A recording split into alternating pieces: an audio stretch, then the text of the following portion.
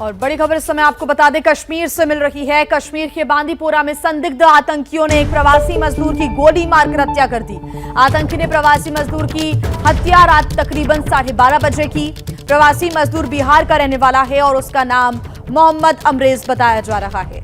एक बार फिर कहीं ना कहीं ये टारगेट किलिंग का मामला सामने आया है, जब कश्मीर के बांदीपोरा में संदिग्ध आतंकियों ने एक प्रवासी मजदूर की गोली मारकर हत्या कर दी।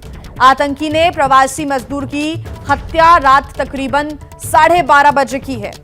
खबर मिल रही है कि प्रवासी मजदूर बिहार का रहने वाला है और उसका नाम मोहम्मद अमरेज बताया जा रहा है। और ज्यादा जानकारी के साथ हमारे सहयोगी आसिफ हमारे साथ जुड़ गए हैं। आसिफ, पूरी जानकारी दें, पूरा मामला बताएं।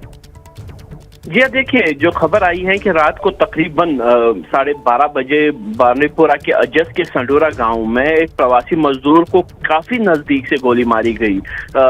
मजदूर जो था वो अपने जहां पे उसका क्वार्टर रहने की जगह थी तो वहां पे आसपास ही था जब उसको निशाना बनाया गया। उसके साथियों ने उसे तुरंत ही अजस के हॉस्पिटल ले जाया, लेकिन वहां पे उसको मृत घोषित कर दिया गया। बता दूं कि बांदीपुर में होने वाली ये पिछले 1 साल में दूसरी ऐसी घटना है जिसमें प्रवासी मजदूर को निशाना बनाया गया है और इसी हफ्ते में इसी महीने में होने वाली ये दूसरी घटना है। इससे पहले पुलवामा में एक प्रवासी मजदूर के परिवार को निशाना बनाया था, जिसमें एक प्रवासी मजदूर की मृत्यु हो गई थी, 2 जख्मी हो गए थे। और लग रहा है कि जम्मू कश्मीर पुलिस ने 2 दिन पहले ही ये बोला था कि ऐसे सभी लोगों को निशाना बनाया गया है, ऐसे सभी मिलिटेंट्स को मार गिराया गया है जो प्रवासी मजदूरों और अल्पसंख्यकों की हत्याओं में शामिल थे। और एक बार फिर से अब मिलिटेंट्स की तरफ से एक ऐसी घटना को अंजाम दिया गया है जिसमें प्रवासी मजदूर निशाना बने हैं। और ये आसिफ कहीं ना कहीं दहशत फैलाने की कोशिश है। 15 अगस्त के पहले एक दहशत फैलाने की कोशिश, संदेश देने की कोशिश, क्योंकि लगातार सुरक्षा बल भी अलर्ट मोड पर हैं और लगातार आतंकियों के खिलाफ ऑपरेशन चला रहे हैं। बिल्कुल जी, जिस तरीके से अगर देखिए तो पिछले कुछ दिनों से लगातार ऐसी घटनाएं हो रही हैं जिसका मकसद ही यही लग रहा है कि मिलिटेंट अपनी प्रेजेंस दिखाना चाहते हैं। कल राजौरी में एक फिदाई हमला करने की कोशिश थी जो सेना के एक कैंप को निशाना बनाने के लिए की, जो कई सालों के बाद इस तरीके की कोई घटना हुई थी।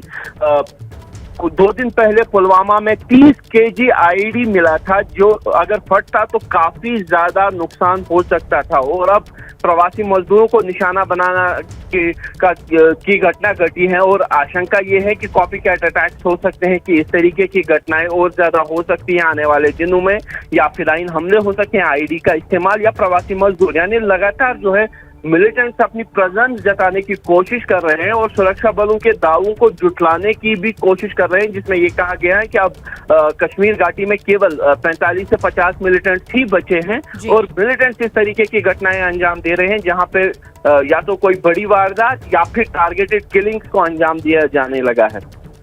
आसिफ, अब एक ये बड़ा सवाल है कि क्या किसी आतंकी संगठन ने अभी तक जिम्मेदारी ली है, क्योंकि लगातार ऐसे हमले हो रहे हैं। कल भी फिदाइन हमला हुआ, उसके पहले लगातार टारगेट किलिंग के मामले सामने आते रहे और आज प्रवासी मजदूर की हत्या इन आतंकियों ने कर दी। किस संगठन से जुड़े थे, कोई जानकारी?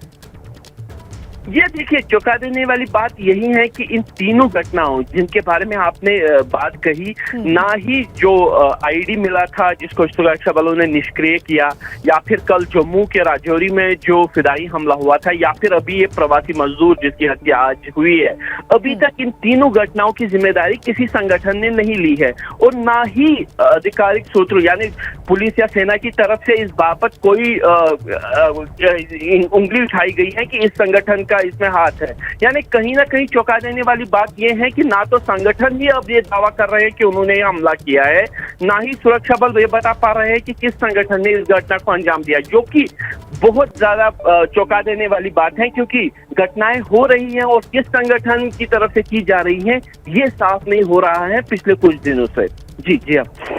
जी आसिफ, बहुत बहुत शुक्रिया तमाम जानकारी की और आपसे हम अपडेट लेते रहेंगे। जैसे ही घड़ी का काटा दोपहर 2:30 पे आए, बबीता जी का दिल सास बहू साजिश के लिए मचल जाए। और ये है इनकी बहू, पूरे दिन ऑफिस की टेंशन हो जाए गॉन जब ये करें अपना फेवरेट शो फ्री टाइम पे ऑन। इनकी तरह आप भी देखिए अपना फेवरेट शो अपने टाइम पर और डाउनलोड कीजिए ABP लाइव ऐप अपने स्मार्ट टीवी पर।